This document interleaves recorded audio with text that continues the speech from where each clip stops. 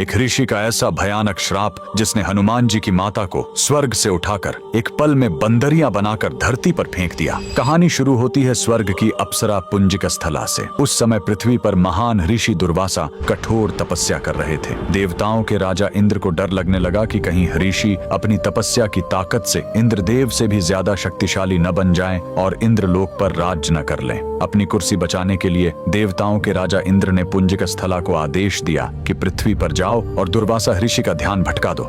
इंद्र के आदेश पर वह ऋषि के आश्रम गए और उनकी तपस्या में बाधा डालने लगी। ऋषि दुर्वासा ने गुस्से में आंखें खोली और उसे श्राप दे दिया। तूने एक चंचल वानर की तरह हरकत की है, जा पृथ्वी पर तेरा चेहरा भी वानर जैसा हो जाएगा। अप्सरा ने रोते हुए ऋषि के पैर पकड़ लिए। तब ऋषि ने दया दिखाई और मुक्ति का उपाय बताया। जिस दिन तुम भगवान शिव के 11वें रुद्र अवतार को जन्म दोगी, तुम वापस अप्सरा बन जाओगी। इसी श्राप के कारण उस अप्सरा ने पृथ्वी पर वानर राज कुंजर के घर बेटी के रूप में जन्म लिया, जिनका नाम अंजना पड़ा। बड़ी होने पर उनका विवाह महान वानर योद्धा केसरी से हुआ, लेकिन श्राप से मुक्ति पाने के लिए उन्हें एक पुत्र की आवश्यकता थी। इसलिए माता अंजना ने हम्पी के इसी अंजनाद्रि पर्वत पर भगवान शिव की घोर तपस्या की। सालों की तपस्या से शिव जी प्रसन्न हुए और वायुदेव के माध्यम से अंजना के गर्भ में दिव्य शक्ति स्थापित की। और तब इसी पहाड़ी पर जन्म हुआ बजरंग बली का। हनुमान जी के जन्म लेते ही माता अंजना का श्राप टूट गया। आज कर्नाटक के हम्पी में स्थित